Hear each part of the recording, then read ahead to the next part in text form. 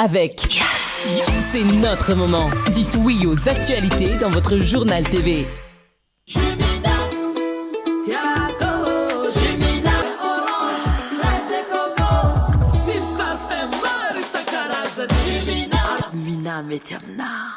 Manolotra ho anao ny vaovao. Salama tompoko, tonga soe tamin'ny Pegasus e. Zahay dia mamokatra kidoro vita avy amin'ny mosy. Tena mateza, voanja fiafy. Manolotra anao ny vaovao.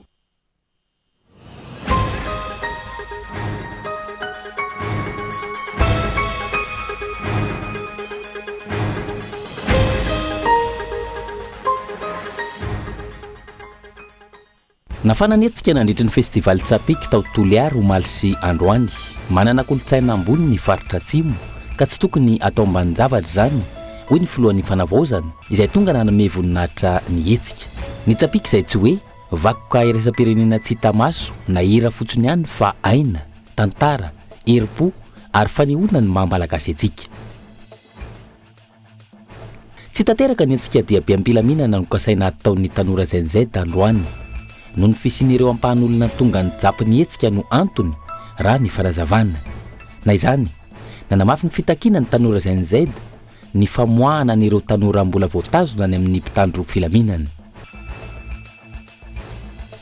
Nametaka fitoriana ny anivon'ny sampana ramosana ny elokantserasera ny cybercriminalité ny mpiara-miasa sy ny tanora ao amin'ny Akamasoa manoloana ny tsawinina hely mahakasika ny Mopera Pedro. Tsy marina hoe izy ireo ny filazana fa nanafina ny Colonel Patrick Hyper Pedro. Miantso ny fanjakana ihany koa ireo mpiara-miasa aminy andray fepetra entitra amin'ireo tompon'antoka amin'ny fanapariahana vaovao mendrika fanaratsiana raha ny fanambarana nataon'izy ireo tamin'ity androany ity. Mitombatrany ny lozam-pifamoivoizana nateraky ny fianjaran'ireo conteneur entin'ireo fiaravaventy raha ny hita tato anatin'ny iray volana izay. Ifanafatesana olona sy nasimbana fananana izany ka tokony mamafisy ny ivitoerana misana ny fitsarana fiarakodia ny fijiriana atao hoy ny filohan'ny fikambanan'ny mpitatitra fiaravaventy. Ny eo anivon'ny DGSR izay manome tsy fahafahana mivezivezy na ilay antsoina hoe inaptitude ireo fiara ahitana tsy fahatomombanana ho famaizana azy ireo raha ny fanazavana. Any ivelany naverin'ny ranakatona indray ny nanomboka androany Detroit d'Ormuz iray andro taorin'ny nanokafana azy noho ny fanohizana ny saka nataon'ny tafika Amerikanina amin'ny seranantsambon'ny Iran. Araka izany, manodidina ny valonjato eo amin'izao fotoana ireo sambo, roa alina kosa ireo tatsambo mihitsiko amin'ny faritra misy ny Detroit d'Ormuz amin'izao fotoana noho izao fifandirana eo amin'ny Teheran sy Washington izao. Ny andinindin'ireo avy hatrany ary.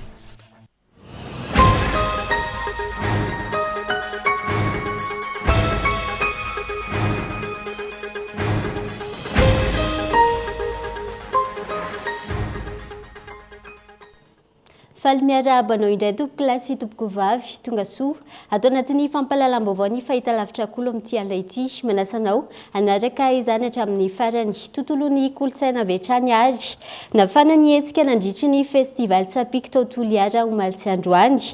Manana kolotsaina ambony ny faritra atsimo ka tsy azo atao ambanin-javatra ho ny filohan'ny fanavozana izay nanome voninahitra ny hetsika tany an-toerana. Ny Tsapika izay tsy vakoka iraisam-pirenena fotsiny ihany na hira fotsiny ihany fa aina, tantara, herim-po ary fanehoana ny maha-malagasy antsika ihany koa. Gaeton Andriatsilavo.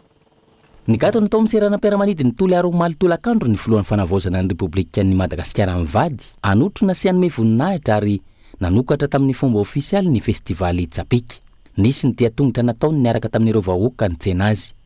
Ka mialohan'ny natongavany tany amin'ny kianjan'ny Metrakira Andaboly nitsidika ny fanamboarana ny gare routière mirefy 50 hektara tao Andranomena ary ny azo ny amoron-dreky nitokana ny tsangam-baton'ny festival Tsapika. Nisy ihany koa ny fanolorana maro-boninahitra ireo mpanakanto mpiangaly ny gadona Tsapika Atrinela. Fety sy lanonana ny natao ka ho marika izany nisy ny fanomezana solonombo ho an'ny mponina natolotry ny filohan'ny fanavaozana. Manana kolotsaina ambony ny faritra atsimo izy ka tsy tokony atao ambanin-javatra izany. Toliara toy hatramin'izay faritany farany gisitra hatramin'izay faritany farany aby amin'ny raha aby hatramin'izay fa androany tsika voalohany noho nino no Tsapika io managny kolotsaina ambony tsika atsimo atoy. Misy solona omby omeako ajanoko amin'ny Andriamatoa sy teny randriana solony aiko solona omby isaky ny fokotany vola 50 tapitrisa ariary avaliako zajareo. Raha ny hita tonga tany Toliary ny akamaroan'ireo minisitra mandrafitra ny gouvernement tany ny fanavaozana ary manodidina ny 20 ihany koa ireo solombavambahoaka ny Madagasikara nanome voninahitra ny lanonana. Ho fanomezan-danja ny Tsapika no anton'izany raha ny fanazavana. Ny Tsapika izay kolotsaina malagasy tafiditra ho harem-bako kara-kolotsaina tsy azo tsapahitanana eo anivon'ny UNESCO. Tondranao Andriamatofilo anamarika fa kolotsaina ny ainga avy eto Toliary raha tsy nisy niraharaha hatramin'izay. Ny Tsapika raha nisy nanambany hatramin'izay ny Tsapika dia androany ianao mitondra délégationna maro mihitsy hanome lanjantsika ka anao mariny UNESCO izany ko amin'ny anaran'ny vahoaka ny Toliary, amin'ny anaran'ny vahoaka malagasy dia tondranao Andriamatofilo ity certificat izay manamarika fa patrimoine mondial ny Tsapika ho atondra ny vahoaka malagasy. Metsika toera mampelezana. Tsy hoe vakoka iraisam-pirenena tsy hita maso fotsiny ihany na hira fa aina, tantara, herim-po ary fanehoana ny maha-malagasy antsika ihany koa ny Tsapika. Ankehitriny lasa patrimoine international ny Tsapika. Midika izany fa tsy any Toliary intsony ihany izy fa any malagasy rehetra ary any an'olombelona rehetra manerana an'izao tontolo izao. Saingy tsy maintsy saroantsika eto amintsika no ny androany, eto ny fotony, eto ny fanahy. Ry vahoaka malagasy, ny Tsapika dia tsy hira fotsiny, izy dia tantara, aina, herim-po ary fanehoana ny maha malagasy atsika. Ao anatiny gadona Tsapika no ahitantsika ny tolo, ny fahafanana, ny fahasahina, ny fahareta ary ny fahafanam-po ananany vahoaka eto atsimo sy manerana ny nosy. Nitoy androany ny festival Tsapika ao an-toerana ka isan'ny nanamarika izany ny conférence lehibe natao tao Maninday. Mbola mitoy ihany koa ny fety sy ny fampisehoana hanandratana hatrany sy hanahoana izay gadona Tsapika izay. Fa tsy tanteraka kosa ny diabe amin'ny mpilaminana izay nokasain'ireo tanora ZNZ natao tamin'ity androany ity anton'izany ny fisian'ireo andian'olona izay mitsampy ny hetsika. Na izany nanamafy ny fitakiana sy ny famoahana ireo tanora mbola voasambotra izy ireo raha ny fanazavana. Rina fitiavana mitatitra any Antsipria ny zava-nisy teny an-toerana. Tonga teny Ambohijatovo ireo tanora ZNZ tamin'ny 12 ora atoandro teo nikasahidina an-dalambe hanamafy ny fitakiana izy ireo. Tsy raikitra nefa nihetsika fa nofoanana ny diabe amin'ny mpilaminana hiazo anikanjany 13 Mei androany. Raha ny zava-nitranga teny an-toerana nisy vondron'olona roa samihafa tazana teny Ambohijatovo. Nisy ireo andiana vehivavy maromaro nilahatra tonga natanteraka hetsika araka ny hitantsika amin'ny sary zao. Tonga ihany koa ireo tanora ZNZ nilanja sora-mavety. Ireto farany izay nanao fanambarana vetrany ka nilaza fa nanapa-kevitra ny hanatsarana ny fidinana an-dalambe hoeny amin'ny kianjany 13 Mei aloha izy ireo ny androany noho ny fisiana andian'olona ikasan-dotoana sy hanaratsiana ny hetsika no antony araka ny fanambarana izy ireo.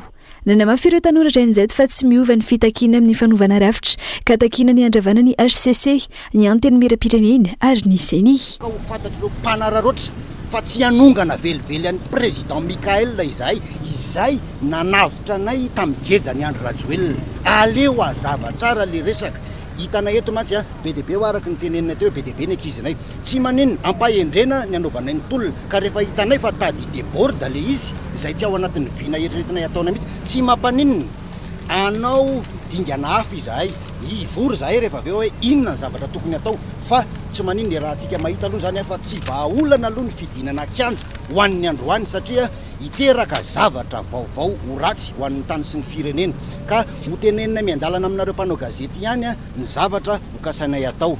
Namalo izy ianao ny président Mikael hoe efa voavalo ny fitakianay tsy atompoko tsy ny Assemblée nationale ny assemblée nationale dia majorité orange aza adino zany tsy anareo mpanao gazety mihitsy no ampianariko an'izany hoe majoritaire orange ny assemblée nationale nahoana ny tsiravaina nahoana ny ompiana le firongony. manoloana ireo namana izay mbola voatazona eny amin'ny brigade ny mpitandro ny filaminana nitaky ny amoahana azy ireo izy ireo ampiaro ny lalàna raha toka nisy ny eloka na voasaringitra azy ireo saingy tokony avoaka izy ireo raha toka no ny resaka fitakiana sy faneho-kevitra no iampangana azy. aleo andeha ny fanadiadina raha ohatra ka misy zavatra ananana pirofo anamelohana azy dia aoka ny lalàna hiatra zay reny tsy mena zay miteny zay namanay reny fa raha ohatra misy zavatra tsy mety ataony dia aoka ampiarina amin'ny lalàna fa kosa raha nohon'ny fitakiana zay natao no antony isamborana anazy dia inona moa zany ny tsy tovian'ny fitondram-panjakana ankehitriny amin'izao tamin'ny teo aloha. donc zahay mila mangarahara ty vanavoazany ity dia lakana tokony hitondra Madagasikara any amin'ny zavatra madio azy sy fandrosoana fa tsy toerana nanaovana kolokolo vaovao na ka patron vaovao hafa. Tsy mila patron vaovao zay malagasy efa patron, tsy mila patron russe, tsy mila patron français, tsy mila patron karana, tsy mila patron mafia, patron malagasy no ilainay. Nisy ihany koa ireo andian'olona fanilanja soram-bavety teny Ambozatovo ary niazo ny kianja ny 13 Mey. Tsy nisy mpitandro ny filaminana teny Ambozatovo sy ny kianja ny 13 Mey. Tsy nisy nanakatsakana ihany koa fa afaka nanao hevitra malalaka ireo olona izay tonga teny antoerana. Nanamafy ireo tanora fa mbola hitontolona amin'ny endrika samihafa na eny kianja na amin'ny fifampiresahana. Fanametraka fitoriana teny anivon'ny cybercriminalité ny mpiara-miasa sy tanora amin'ny akamaso manoloana ny tsao mahakasika ny Père Pedro. Tsy marina ny filazana fa nanafina ny kolonely Patrick Rakotomamonjy Père Pedro izy ireo. Miantso ny fanjakana araka izany ireo mpiara-miasa aminy andray fepetra entitra amin'ireo tompon'antoka amin'izao fanelezana tsao izao. Tsiaro Rasoarvelo.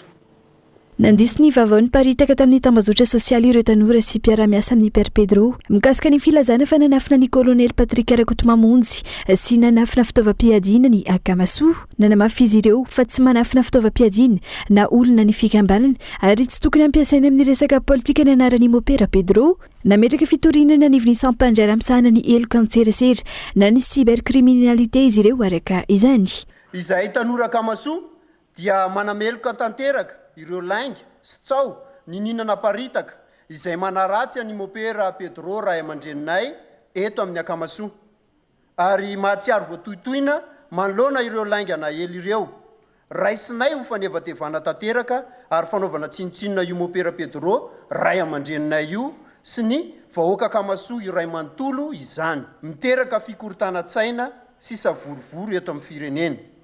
Manaraka izany ambaranay etony fa tsy misehatra anaty politika na ny fikambanana akamaso ary tsy miankina na mitanila amin'ny vondrona politika na iza na iza. Koa nahoana no misy ireo mpanao politika sasany no mampiasa ny anaran'ny Père Pedro Ray aman-dreninay. Fanaratsiana sy fanevatevana ny zavanitranga hoetra n'ireo tanora akamaso. Lotsim-pian'izy ireo fa tsy Andry Rajoelina irery fa ireo filohan'ny fandimby teo aloha no niara-ny asa akaiky tamin'ny Père Pedro. Tsao ihany koa araka izany ny filazana fa mikasa fanonganam-panjakana ity Père ity hoy izy ireo. Miantso ny fanjakana araka izany izy ireo andray fepetra entitra amin'ireo andian'olona tompon'antoka amin'ny fanaparitahana vaovao diso. Iranisany fanaratsiana nazo any PRRM raha antsika rehetra nahita iny mialatsiny amin'ny fitenenany fanalikana fanaovana sarinam-boa ny PRRM tamin'izany fotoana vetivety kely dia tratrany nanao azy ka amin'ity koa zany anisany hoe mampitony ary tena mahafapo anay dia mba hanafainganana ny fikarohana an'izay nanely an'ireny tsao ireny satria araka ny teny namako teo na izany kolonely Patrick zany tsy mbola nandalo teto amin'ny akamaso André Mandera tsisy fifenereserana aminay zany akoatry ny aty arina rahantsika maheno hoe misy tranony manakaiky ny centre akamaso fa tsisy ifandraisany mihitsy dia tena izay zany manatena ihany koa ny fiaraha-miasa amin'ny fikarohana an'ireny olona mpanely tsao faiky compte faiky anaty Facebook ireny. Ny akamaso dia manana le utilité publique zay mpitondra rehetra tonga eto na iza dia raisinay amin'ny mampitondra anazy zay. Manameloka ny tsao mahakasika ny Père Pedro araka izany ireo vahoaka monina eny amin'ny akamaso. Mampitandrina ireo mpamoaka vaovao tsy mari-potitra entina nakorontanana saim-bahoaka ihany koa izy ireo araka izany. fa mandiso ny filazana ihany koa ny masovony Frantsa eto Madagasikara manoloana ny vaovao miparitaka amin'ny fandraisana anjara ny Frantsa amin'ny fikanasana anakorontana ny Madagasikara no mafisy ny fahatsosy vaovao diso ireo miparitaka amin'ny tambazotra sosialy izay kendrena ny mbana ny fifandraisana eo amin'ny Madagasikara sy la Frantsa fa lafim-baovao hafa kosa indray tsy tokony hisy intsony ny fifangaroana andraikitra na ny fifangaroam-pahefana eo amin'ny ambaratonga paritra tsirairay raha manaja sy manaraka ny lalam-panorenana avokoa miainga any amin'ny mpitondra faratampony ho ny olona teo alorana aneo ny heviny fanampanazavana. Noho ny tsy fanajana ny lalam-panorenana lasa mifangaro amin'izao fotoana ny asan'ny lehiben'ny faritra sy ny prefet, ny solombavambahoaka sy ny lehiben'ny distrikt. Lasa miafiafy eo ambanin'ireo ny ben'ny tanàna, miandry tataka avy amin'ireo ambon'ireo kosa ny sefokotany. Inavy no toy ny andraikitra izy ireo tsirairay ariza no tokony ho lehibe ny ambaratonga drafitra araka ny lalàna. Raha ny lalàna fehizoro 4.20 sy 2 tsipika 8.20 sy ny lalàna mifeny fitsinjaram-pahefana, ny lehiben'ny faritra na ny chef de région no lehiben'ny mpanatanteraka mitondra fampandrosoana ara-toekarena sy ara-tsosialy amin'ny faritra izay adidiny. Isan'izany ohatra ny lalana mampitohy ny distrikt, ny lycée, ny hôpitaly lehibe sy ny maro hafa. Ny prefena ny lehibe ny filehovana kosa no solotena ny fanjakana Foibe, mitandro ny filaminana na ny ordre publika sy ny fanaramaso ny maharadalàna ny asan'ny gouvernoura ary koa ny asan'ireo ben'ny tanàna. Ny lehibe ny distrika no solotena ny fanjakana eo amin'ny distrika, eo ambany fifehezany prefet ka izy no mitantana ny fandriampahalemana isan-karazany sy ny fanaramaso ireo ben'ny tanàna. Raha toka ny ben'ny tanàna izay olom-boafidy tantana ny komuna kosa no tompony andraikitra voalohany amin'ny fampandrosoana eny fotony. Ny sefokotany indray manampy ny ben'ny tanàna sy ny lehibe ny distrika. Izy no rafitra mivantana amin'ny vahoaka misana ny fandriampahalemana sy ny fanisana vahoaka eny fotony, ary ny solombavambahoaka na ny depute kosa tsy mpanatanteraka fa mpanolalalana sy mpanaramaso ny asan'ny gouvernemanta. Raha ny hita eto amintsika, misy amin'ireo solombavambahoaka no manao fanokanana foto-drafitr'asa toy ny lalankely sy popon-drano amin'ny faritra sasany, raha toa ka anjara asan'ny komuna izany. Tranga izay maneho taratra ny fifangaroana andraikitra, mivangongo ihany koa ny fahefana raha ny fanehoan-kevitra. Lalam-panorenana ianantsika zao re mbola lalam-panorenana namboary ny filoha teo aloha Andry Rajoelina tamin'ny mois d'août 2010 nanaova référendum ny lalam-panorenana io fa fito taona tiorina nesorony vahoaka fotony fa le lalàna tsy nampiasainy satria ao anatin'ny lalàna le finjarana andraikitra isaky ny ambaratonga paritra ilay voalasantsika teo mifangaro ny fahefana ny lehiben'ny faritra, lehiben'ny distrika zao satria tsy ajainy ny mpitondra aty amin'ny lohany, aty an-tampony le fampiarana antsakany sy andavany le lalam-panorenana. Zay mahatonga ny mifangaro ka hatraty ambony ka hatrany ambany lasa mifangaro, lasa hoe iza ny tokony azo hitantana an'izao mba ho tombotsoany manokana any ny afaran'le any fa raha tena ampiarina le lalàna velona lalam-panorenana tsisy zavatra tsy tokony andeha eto amintsika.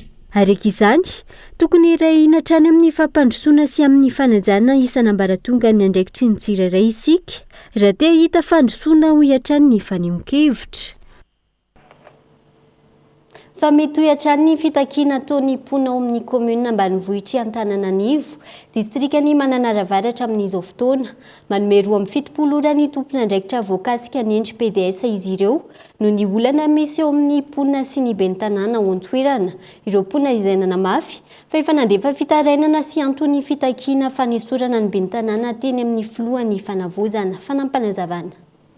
Leo sady marary zahay manoloanany fanarato-pahefa tsy razo le fanodokoteny volom-bahoaka fanaova kolokolo sy ny maro samihafa araky zay efa nalefanay eny amin'ny filohan'ny fanavozana sy ny tompony andraikitra mahakasiky zany eto Madagasikara. Disaka sady leo tanteraka izahay vokatra ny ataon'ny ben'ny tanàna amin'ny commune Ralantarigna Anivo atoa Ramamonjy Edmond Arlin milaza izy sady mirehereha fa mbola mandeha ny asako rehetra hoy izy na dia nafodin'ireo ny bureau iasako satria mbola mampiasa bureau ny adjoint-maire ka io fihetsika io no voameka matetry zahay vahoaka amin'izao fotoana izao ka noho izany mangataka zahay vahoaka ny anandregny PDS ato amin'ny commune Ralantanagnivo district ny Mananaravatra faran'izay malaky satria tsy misy zavatra mihodigny intsony ny commune vokatra ny tsy fisian'ny tompona andraikitra ekeny vahoaka. Tontolony tsy fanjari-tsakafo kosa indray vinavinaina hiakatra hatrany amin'ny valohety sy iray tapitrisany isan'ny olona ho tratry ny tsy fanjari-tsakafo amin'ity taona ity raha tsy misy ny paikady hoentina mamaizandra ny tatitry ny IPC ny tsy fanomezan-danja ny tontolo ambanivohitra no isan'ny mahatonga ny tsy fanjari-tsakafo eto Madagasikara raha nambatra ny mpahay fiarahamonina Entsora Soarimalala.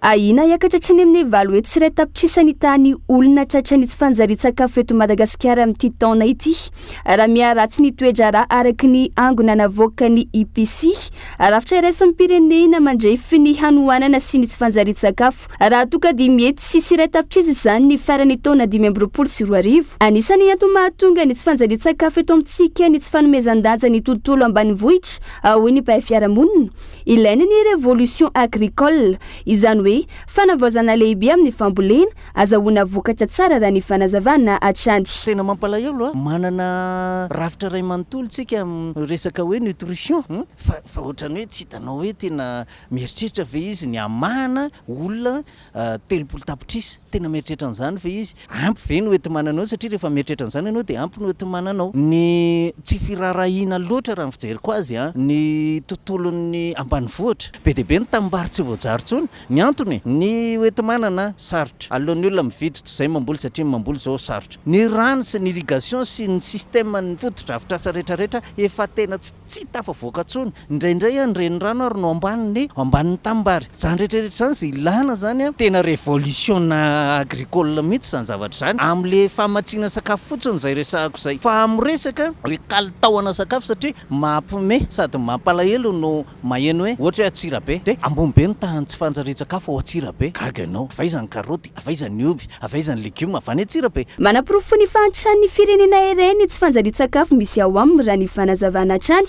tsy tokony ho atao ambany zavatra ny politika publika na ny fanapahan-kevitra sy hetsika ataon'ny fanjakana anatsarana ny fiainan'ny vahoaka tafiditra ao anatin'izany ny fanavaozana ny paikady momba ny sakafo isan'ny olana ihany koa ny fiankinan-doha amin'ny famatsim-bola avy any ivelany lasa miankin-doha be koa tsika ny l'économie antsika moa efa lazainy manana statistique hoe 70% 80% fa dépendant sa 60 fa ny hitako zany le zavatra ataontsika eto ohatrany zavatra ohatrany hoe satria le izy teren'ny bailleur dia atao fa za mieritreritra fa tokony tsy atao an'izay le izy ampy ho an'ny olona tsy ampy sakafo resahanao teo efa plus de ray tapitrisana zany ny olona tsy ampy sakafo ampy amahanana an'izany olona zany amina sakafo mendrika sy ara-pahasalamana ve ny oety manana sy ny paikady rehetrarehetra ampiasaintsika amin'izao fotoana izao za mino fa tsy dia zany tokony avoazana zany zavatra tsy mety zany satria matinao eto ka tsy tombontsoa antsika mihitsy ary na inona fampandrosoana resahantsika eto ka olona tsy ampy sakafo sy mitofezaka no andeha ho antena itsika andeha hanao fampandrosoana tsy tafavoaka zany zavatra zany ilaina ny fiaraha-mientana rehetra ho fampiroboroboana ny fambolena sy ny fiompiana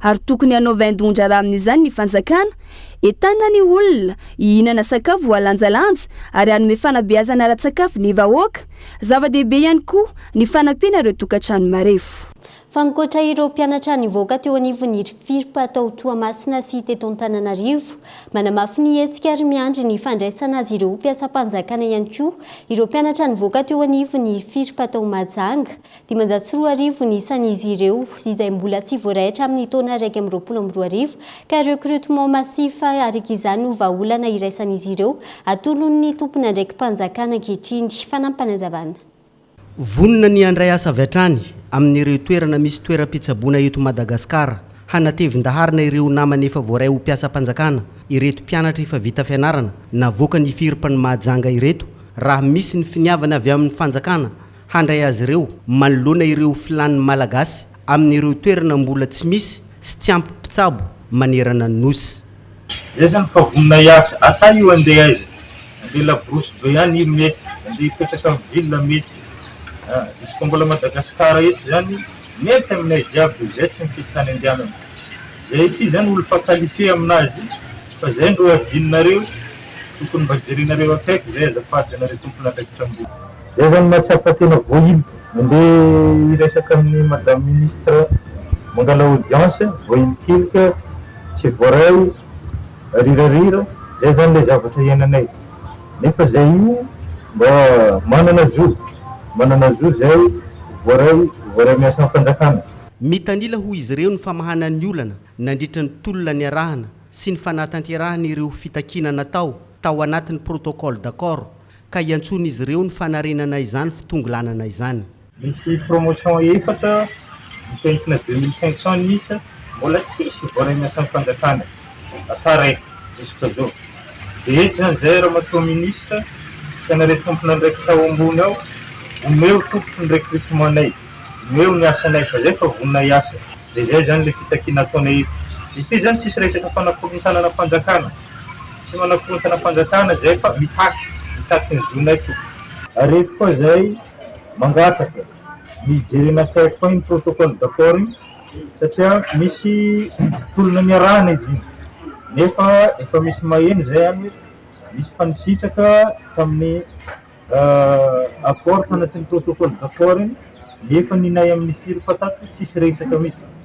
Eto zay tompoko mangataka ny mba hijerena akaiky ary tsy tokony atongilana zany le zavatra. Ny antohan'ny fanjakana ny fahavitan'izy ireo ny fianarany mba hahafahan'izy ireo miroso amin'ny asa vetrany raha ny voarakitra ao anatin'ny fifanarahana asa ny fanaovan'ny rotonta tamin'izy ireo niditra ny taona faharoa fifanarahana asa izay voarakitra ao anatin'ny 10 taona manao tamberina ndraikitra amin'ny vahoaka malagasy amin'ny alalan'ny fitsaboana izay nahazoan'izy ireo fiofanana.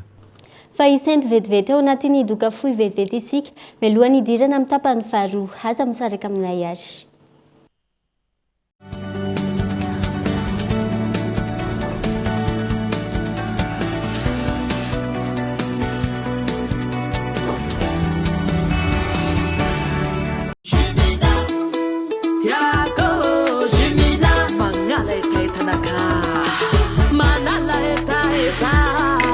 Itanao pivatraretraretra meilleure qualité mitondra vitamine C. Jumina ni goût tegna naturel tsy pirate fa tegna réel. Parfait orange, fraise et coco si parfait maro isan-karazany. Jumina avy agny Europe amle tegna top. Mina mety amina.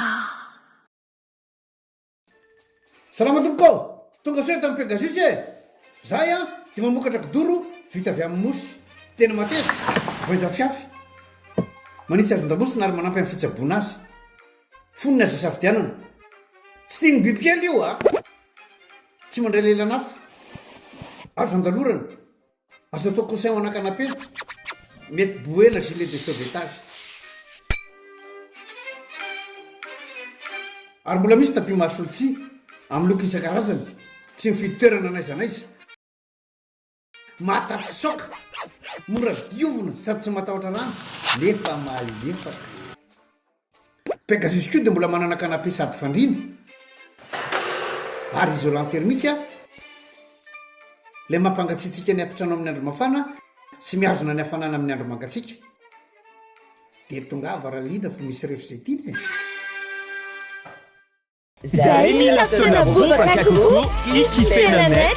Zao dia zao hely hohanina 1 giga no mety aminao. 1 giga dia zao 500 mega mandritra ny tontolo andro ary 500 mega azonao ampiasaina manomboka amin'ny 10 ora alina hatramin'ny 9 ora maraina. Arivo ariary foana nefa 1 giga isamfena amin'ilay azy. Tsindrio aingana ny dièse 322 étoile 64 dièse na midira amin'ny super app Yes et moi.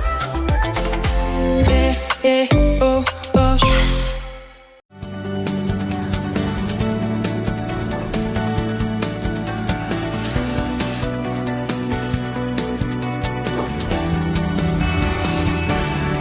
Tapany faharoa ny fampahalalam-baovao mbola manasanao hatrany hanaraka izany hatramin'ny farany.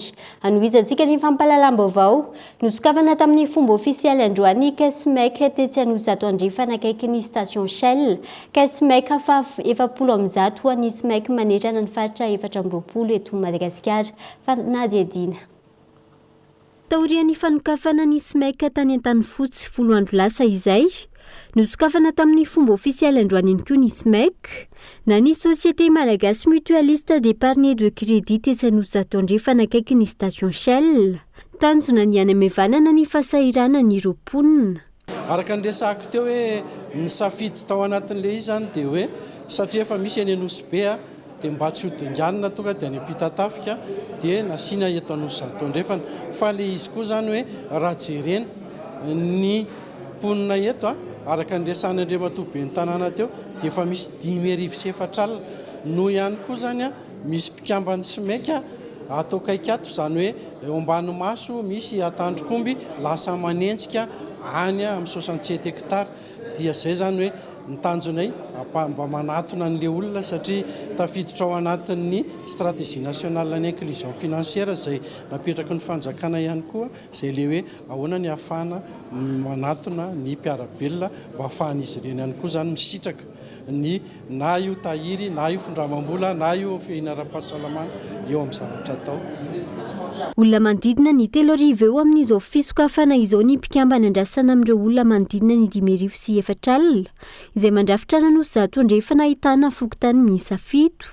Tsy miova ny tolotra hitoviza ny Smek rehetra manerana ny Madagasikara ny fisian'ny tolotra tahiry, ny fampindramam-bola sy ny maro hafa. Ny tolotra moa zany ohatran'ny izay le hoe kesy 7,30 efa napetraka mitovy daholo na aiza zay no mahatambazotra iray ho an'ny Smek Madagasikara dia mitovy foana ny tolotra zany izay omena ny olona rehetrarehetra na eto Anozato andrefana izy na any Ivato izy na any Fort Dauphin izy na any Folo Pointe izy dia mitovy foana ny tolotra omena fa ataoko hoe ny fanampiny ao anatin'izay tsika moa zany efa miditra ao anatin'ny resaka tontolon'ny ahitao arakajy mirindra dia efa miditra amin'izay koa zay dia anisan'ny tolotra vaovao koa zany zaraina amin'ny olona eto izany tolotra atao arakajy mirindra izany atao anatin'ny tambazotra Smek Madagasikara. Tsy ho an'ny Anozato andrefana irery ihany ty kesy ty fa ho an'ny membre rehetra moa zany fa ny Anozato andrefana no mahazo tombontsoa voalohany alohany fa ny Anozato Atsinanana na le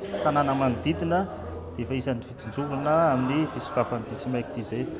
Farany mankalaza ny mamarany ny fankalazana 520 taona ny Smek dia hafalenao anay zany no manokatra ny tikesy ty ary mbola misy hetsika ho atao moa zany hankalazana an'izay famaranana 520 taona zay. Ankoatra ny tetsy Anozato andrefana, isan'ny koa ny alakamisy ho avy izao ny fanokafana ny Smek na ny Société Malagasy Mutualiste d'Épargne de Crédit any Moraran'ny Krom.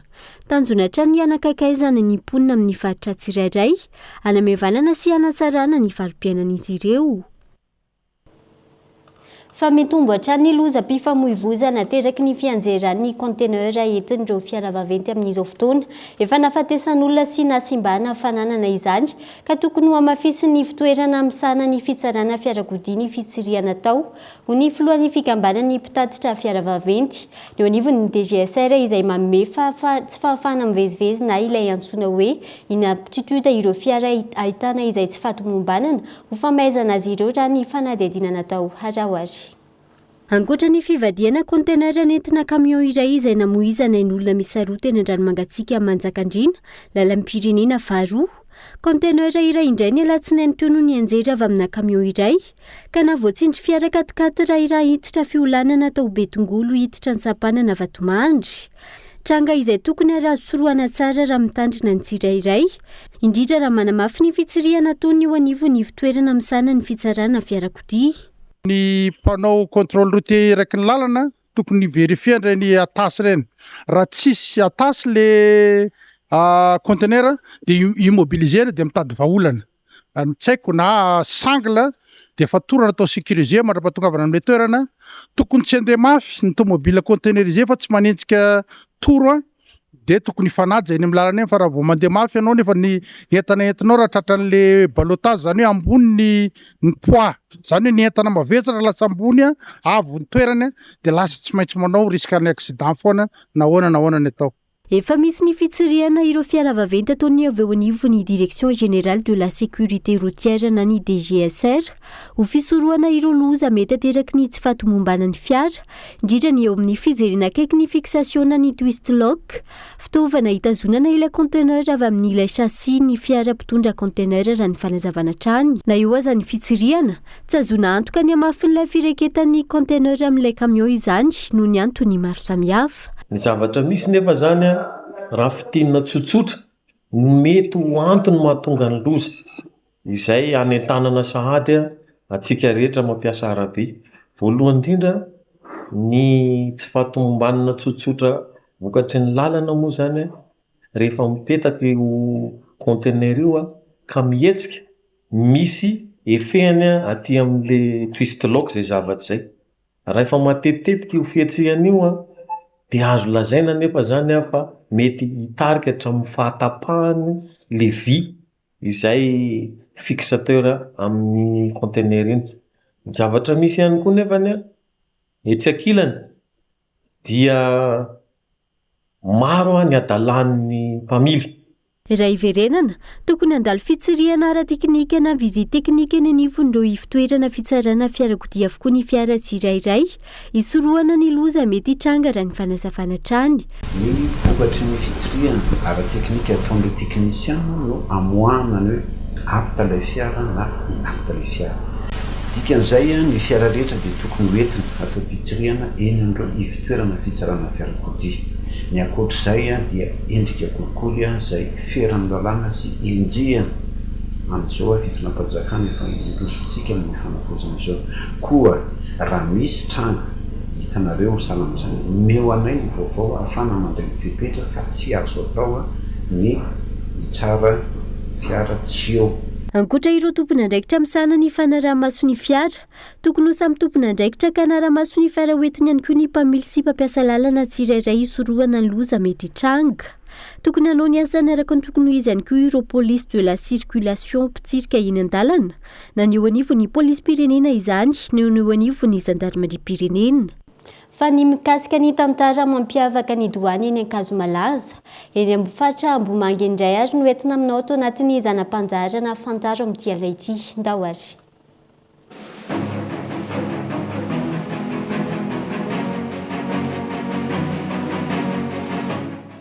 Ny tantara tany aloha tamin'ny andro ny mpanjaka Andrianampoinimerina sy ny olona nijoroan'ny fiasiana ny dadabe Andriamisara no na Ankazomalaza ny Ankazomalaza eny amin'ny faritra Ambomanga.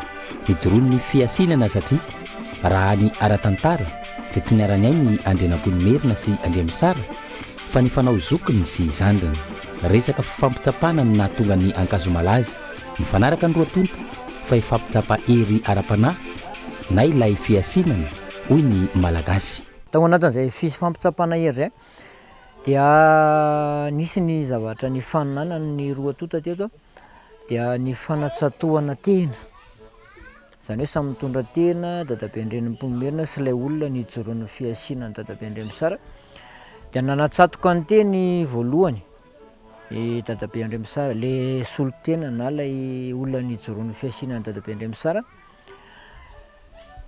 dia tato amin'ity toerana ity moa zany nanatsatoany anazy dia nanatsatoka ny teny ihany koa dadabe Andrianampoinimerina nisafidy toerana hafa mba tsy fangaron'ilay izy rehefa avy eo dia niakatra tany amin'ny toerana ambonimbony tany izy nanatsatoka ilay anazy ka rehefa tonga ny tsinam-bolana manaraka zany hoe ny andro iray volana dia samy niverina tetỳ atoerana ary ny fanaraka va zay resy arak'izay fitsapana zay dia tsy maintsy mandefitra satria efa ara-panahy zay fifampitsapana zay.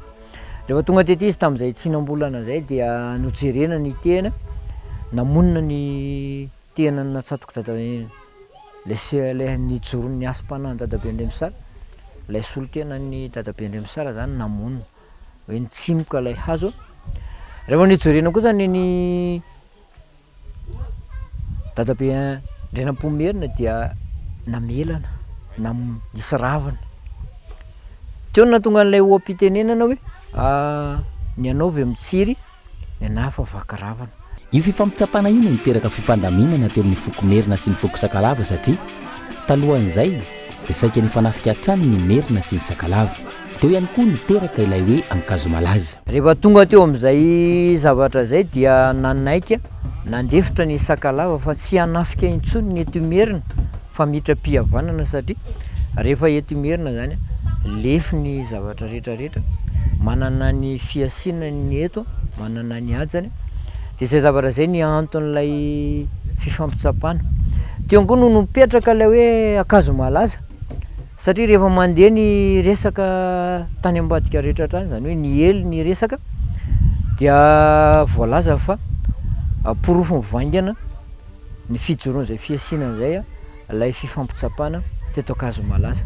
Ary zay mihitsy no natonga n'ankazo malaza satria rehefa misy ny zavatra ho tanterahana dia eto amin'ity toerana ity no fanaovana anazy. Zany hoe rehefa na resaka tontolo ara-panina na resaka fomba dia saika teto foana no nataony rehetrarehetra raha ohatra ka ara-panina na ara-pombandrazana zay zavatra zay. Ny lafiny ara-pitondrana zany hoe ny resaka hijoronana fanjakana kosa dia natao tany amin'ny rovana Ambomanga satria izay no maharova anazy resaka ara-pitondrana zay zavatra zay ara-pitantanana dia tany iray ny zavatra rehetrarehetra natao fa ny aty amin'ny tontolon'ny fombandrazana dia teto amin'izao toerana zao nanaovana zany zavatra zany. Tateorina no ajarina ny toerana satria teto amin'ity toerana ity ihany koa no misy ilay loharano navoaka ny andrianam-ponomerina. Maro no miteny hoe novelesina ilay vato ao ihany koa no miteny hoe ino nandavahany an'ilay tany ny poiran'ny rano fa teto zany loharano navoaka n'andrianam-ponomerina voalohany ho an'ny vahoakany. Dia rehefa misy zavatra atao dia manana ny asany io rano io satria asa tanana izy ambatatenany tamin'izany fotoana zany ary mbola lovainy taranaka rehetrarehetra aty aoriana. Taty aoriana moa vao forona zao zavatra hitantsika maso rehetrarehetra zao mba ho fanajoroana sy ho fanatsarana ny toerana arakarak'izay aingam-panahy tonga ao anatin'ny olona nahazo hiraka na nahazo hafatra anatsarana zany toerana zany. Hatrizay ka hatramin'izao isan'ny toerana fangatapitahiny na ho an'ny malagasy manerana ny nosy na ho an'ireo vahiny avy any ivelany eto ankazo malaza amin'ny mahatoerana masina azy. Rehefa hanao fomba aloha fanatonana an'izao toerana masina izao dia voalohany indrindra ny jiro tsy azo avela. Ny jiro labozia fangataham-pahazavana, ny vatomamy sy ny tantely ho fangatahana amin'ny fanamamiana, dia ny amin'ny ranom-boankazo miankina amin'ny tsirairay ilay olona angatapitahina no mitondra an'iny. Misy ihany koa ireo tsirairay avy izay voatendry ny fanahy ny aingany avy any anatin'ny tokantrano dia mitondra an'ireo ronono, mitondra siramamy, mitondra ny akondro tonga lafatra, dia mitondra an'ireo zava-pisotro isan-karazany arak'izay baiko sy tendry no men'ny fanahy mitondra azy. Tsy mivoha andro talata tahaka ny doany rehetra manerana ny nosy ny eto ankazo malaza. Ankoatr'izay misy ireo fanahy fady andro alakamisy eny an-toerana ka mihidy, ary misy ihany koa nefa ny toerana hafa misokatra izay samy ao ankazo malaza ihany. Ho an'ny alina kosa ireo olona izay ao anatin'ny tsy mandimandry amin'ny toerana hatongavana no mampiasa ny doany araka izay baiko ny fanahy tonga ao aminy. Miditra amin'ny andiany fahatelo kosa ny food festival latabatra izay notanterahana androany ka hifarana rampitso eny amin'ny CCI Vato. Hetsika izay natao hanasongadinana ny nahandro sy sakafo malagasy isan-karazany. Arahoary. Mahery zato ireo trano hoe efa mandray anjara amin'ity food festival latabatra andiany fahatelo izay nanomboka androany eny amin'ny CCI Vato ity. Hetsika natao hampiraisana ny fianakaviana amin'ny alalan'ny fetera-tsakafo ka karazana sakafo sy nahandro maro no hita eny an-toerana. Tanjona amin'izany ny hanomezana sehatra ireo mpiantsehatra amin'ny sakafo, indrindra ny fahaizana mahandro sakafo, ny fiarahan'ny fianakaviana miala voly sy miara-misakafo ny mpikarakara ny hetsika, afaka mitetitety toerana samihafa ny olona dia sady ohatrany hoe mivoyage kely satria sady afaka manandrana sakafo any Inde, Chine, Polynésie, Japonais, sakafo gasy ihany koa tsy atao ambany zavatra satria ao daholo koa ny street food malagasy. Tianay asongadina zany dia hoe mahavita zavatra ny mpahandro, ny mpandray anjara ty hoe mpahandro sakafo tena misy sehatra tena hoe mivelatra be ao anatiny hoe famoronana recette sy fandrahoana sakafo. Dia raha ohatra ka hoe misy toerana anankiray ahitana anazy dia androany sy rapitso. Raha ny hita teny an-toerana nasatroka olona maro ny hetsika raha ho an'ny androany ity food festival latabatra ity izay fadrana rampitso. Fa efa vonona avokoa ny rehetra eny amin'ny Coliseum Antsonjombe ho an'ilay sehogoavana rampitso izay miaraka amin'ny olombelo rikino ny 520 taona ny akarany an-tsehatra. Iventso ireo hira tsy afaka ambavany maro mandritra ny taona maro izy. Maro ihany koa ireo mpanakanto fantadazana saina hanafana ny lanonana hoy Laksa Production mpikarakara ny hetsika fanampanazavana. Ho an'izay tsy nahazo tapakila dia tongava fa mivalo ora maraina dia misokatra ny ety amin'ny vavahadiny Coliseum. Ho an'izay mbola tsy nahazo koa nefa dia enjeo amin'ny super musique efa mandeha dia mandeha izy eo. Ny ambiance efa assuré fantatrareo tsika rehetra izay niaraka nandritra izay 520 taona izay atambatritsika iray ilay revy atao amin'ny Coliseum de Madagascar. Be da be ny ana tamin'ny tantara izany hira ny sokoperika izany, ny fiainam-pitiavana, tao koa ny resaka tonatona mafimafy, resaka fahoriana, izy indrindra izy iny, izy tongava dia ataontsika milay be. Ambiance assuré raha antsika ato mametoky na ny artiste na mpikarakara. Fa anatin'ny fiomanana tanteraka nareo sisany andrasana. Inona ianareo izay mihitsy ilay teny sokoperika, inona ianareo milay be nareo le mpakafy hatramin'izay zany. Dia matoa natao tato Coliseum ity dia misy matoky mpikarakara fa afaliana milay be natao dia mitambatra daholo. Tena mety tsy atona raha fahitako azy satria 520 taona rehetra niaraka tamin'ny sokoperika izay atambatritsika iray zany le ambiance. Ny sécurité dia efa isorana manokana ny FIPA mafy dia mafy zany FIPA zany fantaritsika. Sécurité civile koa misy ankoatran'izay. Ny spectacle moa zany afa-po mihitsy zay vao miala ety amin'ny Coliseum tsika. Dia nikarakara autorisation ihany ny tena mpikarakara. Tiako amariana eto hitantsika eo misy taxi be miasa hatramin'ny 7 ora alina mandalo ety amin'ny Coliseum zany ohatra hoe mirindra zany efa fampiresaka anay dia nisy autorisation mihitsy mivoaka atao amin'ny commune dia efa fampiresaka anay coopérative mirindra 186 koa eto zay tratra zany dia nezahana daholo dia tsisy atahorana zany ny fitaterana nezaka nikarakara na amin'ny fahapo amin'ny mpakafy zany ny mpikarakara dia ny fampisehoana afapotsika vao miala eto amin'ny 7 ora maraina dia efa misokatra ny vavady. Dia eto santsika dia efa manalazy misy sakafo isan-karazany tsy mila mitondra ny tranontsony ianao tsy dia tavinao na zava-pisotro na sakafo na pizza commande sur place misy zany teatoerana traiteur daholo nalaina zany le zahana natao mame fahafapoany rehetrarehetra tonga avy teatoerana nareo sisany andrasanay. Dia ny maresaka avy any ivelany iny ihany koa tompoko lasy tompoko vavy no manakatona ny fampahalalam-baovao tamin'ity alina ity akasitrana feno ianao nanaraka izany hatramin'ny farany manome fotoana ho anao azy rapitso indray veloma tompoko.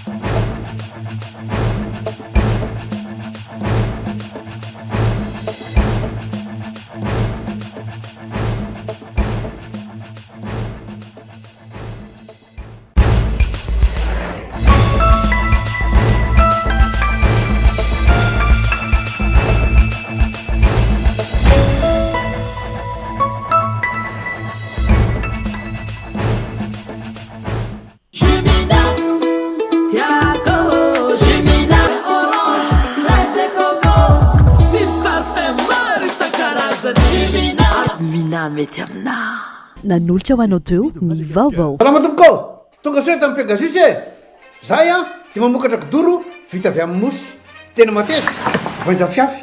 Vous a présenté ny vaovao avec c'est notre moment. Dites oui aux actualités dans votre journal TV.